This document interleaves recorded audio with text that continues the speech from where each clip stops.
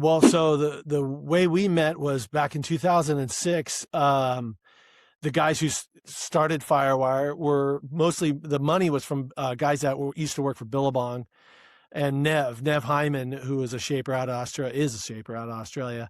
They were all together and they wanted to start this big, huge, surfboard company. And they were all really excited, and they were trying to, like I was saying before, is they were trying to recruit Mark Price from Reef.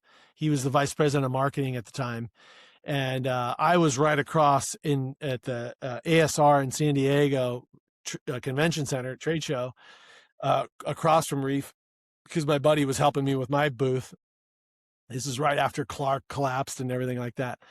So I was showing my EPS and my carbon at the trade show, and then those guys were like, "Hey, what's this? You already know about epoxy." And I said, "Yeah, I got a shaping machine." And they just said, "Hey, can we come see your shop?" And so 2 days later, we all met at my shop, and from there, that was January, and we were full on producing boards in by March of that same year.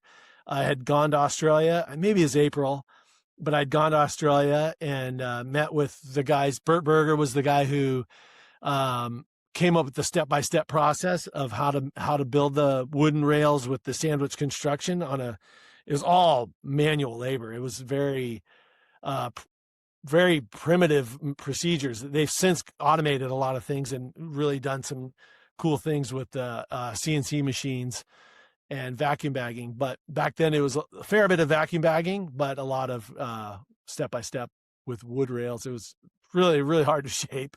Yeah. But anyway, then I stayed on as an employee. I was in charge at first of the U.S. manufacturing at my shop. Then we moved over into Southeast San Diego. And then they brought in some heavy guns of guys who really knew how to do manufacturing at larger scale.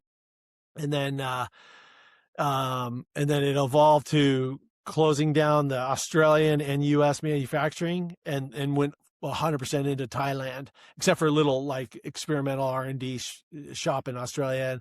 And I was still doing some R&D in the San Diego shop. So that was kind of conflicting because I didn't really know that was going to happen. But I went out there, and I was like, the factory was insane. So it was really cool getting to know those people. And then after that, I just couldn't, I wanted to own my own business since I was a kid. I wanted to be on my own. I didn't want to have a boss. I wasn't afraid of working really hard. I did that. Gostou? Então segue o canal para mais cortes virais e notícias todo dia.